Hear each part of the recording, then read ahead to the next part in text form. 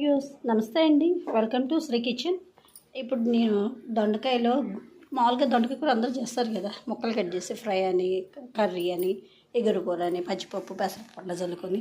అయితే ఇప్పుడు నేను గుత్తి దొండకాయ చేద్దామని అనుకుంటున్నాను. అయితే దాంట్లో ఇంకా ఏమి ఇంగ్రీడియంట్స్ వేయాలో ఆలోచించుకోవాలి. ఈ లోపు దొండకాయ ముక్కలు వేగే లోపు ఏమేద్దామా, శనగపిండా లేదంటే చిన్నులపై కారమా అనేది ఆలోచిస్తున్నాను. వేగేలోపు ఏ ఇంగ్రీడియంట్స్ ఒకసారి వాటిని కూడా ఇంట్రడ్యూస్ చేస్తాను. ఇప్పుడైతే స్టవ్ వెలిగించి దాంట్లో నూనె పోసాను. అవి కొంచెం కాగగానే ఈ దొండకాయ ముక్కలు దాంట్లో వేయటమే. అయితే నేను గుత్తి దొండకాయ అన్నా కదా, చూడండి ఫ్రెండ్స్, ఇలా 4 పక్షాలుగా కట్ చేయాలి.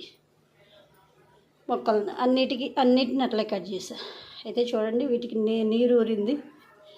ఎందుకు ఊరిందంటే ఇలా కట్ చేసిన తర్వాత ఈ మధ్యలో నేను ఈ ఉప్పు రాసి పెట్టాను అన్నమాట. ఎందుకంటే గుత్తి దొండకాయ అంటే మరి మొక్కలకి కొంచెం ఉప్పు పట్టాలి కదా, లేదంటే అంత చవ్వగా ఉంటుంది. అందుకని చెప్పేసి సరే, నూనె కాగింది, వీటిని దీంట్లో వేసేస్తున్నా.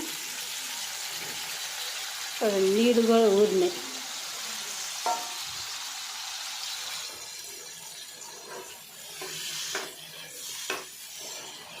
వేగే లోపు నేను వీటికి కావాల్సిన ఇంగ్రీడియంట్స్ ఏంటో ఒకసారి చూడాలి.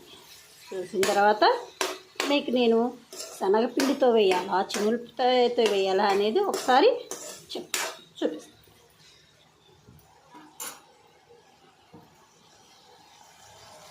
ఇవి బాగా ఫ్రై అవ్వాలి. చూడండి, దొండకాయ ముక్కలు దాదాపు చాలా వరకు వేగినాయి.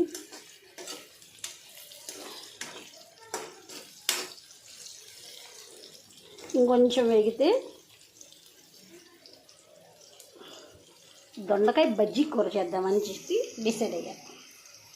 దాంట్లోకి కావాల్సిన ఇంగ్రీడియంట్స్ చూద్దాం. ఇప్పుడు ఒక 4-5 స్పూన్లు శనగపిండి తీసుకున్నాను. దీంట్లోకి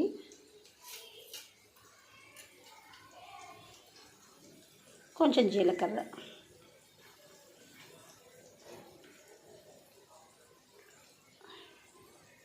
ఉప్పు,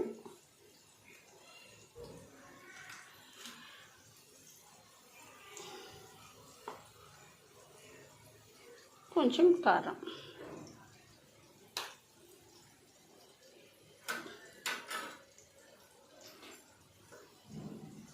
ఒకసారి ముక్కల్ని కలుపుదాం.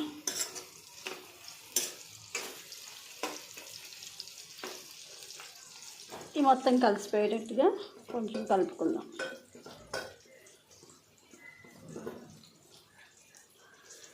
దీంట్లో నీళ్ళు కలుపుకొని బజ్జీ పిండిలో కలుపుకుందాం.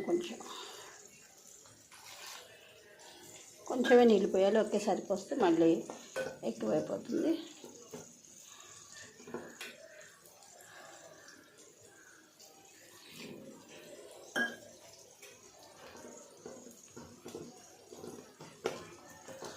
ఇంకొంచెం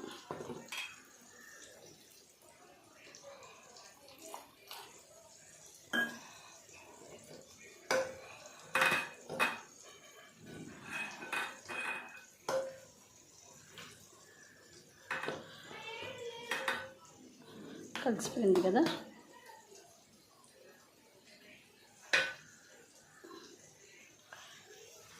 ఇంకొంచెం ముక్కలు వేగిన తర్వాత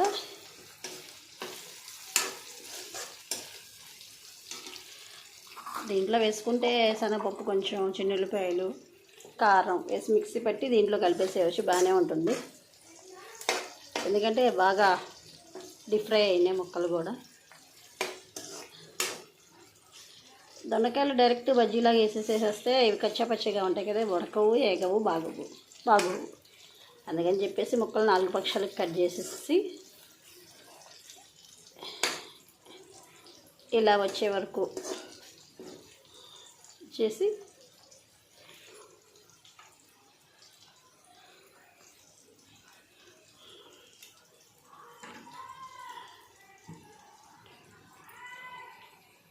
ముక్కలు చాలా వరకు డీప్ ఫ్రై అయినాయి.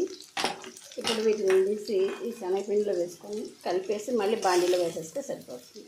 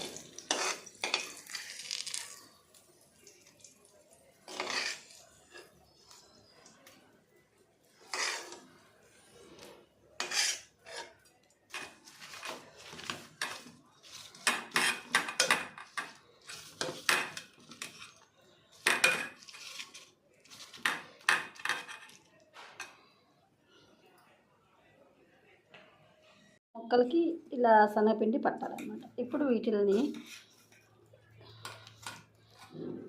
బాండీలో వేసుకొని వేయించుకుంటే సరిపోతుంది.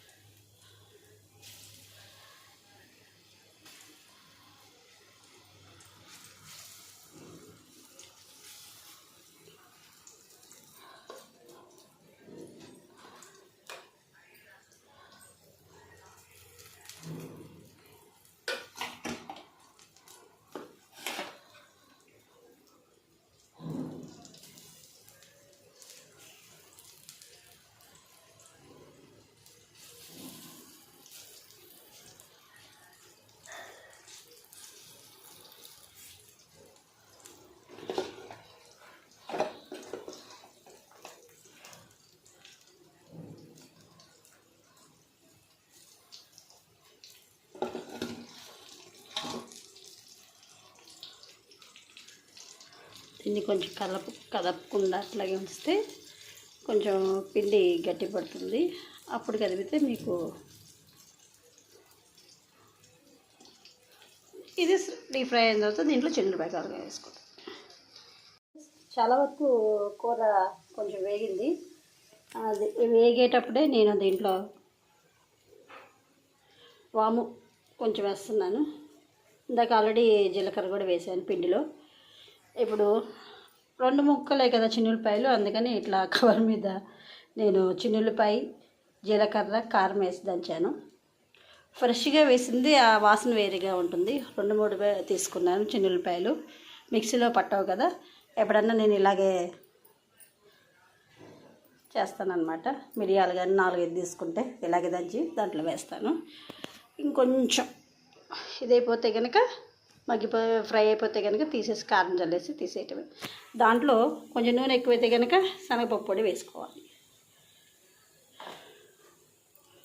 అది ఫ్రెండ్స్ ఇవాళ నేను చేసే దొండకాయ ఫ్రై. శనగపప్పు కూడా 1 చెంచా వేసాను. ఫైనల్గా రెడీ అయిపోయినట్టే. ఇదే దొండకాయ ఫ్రై.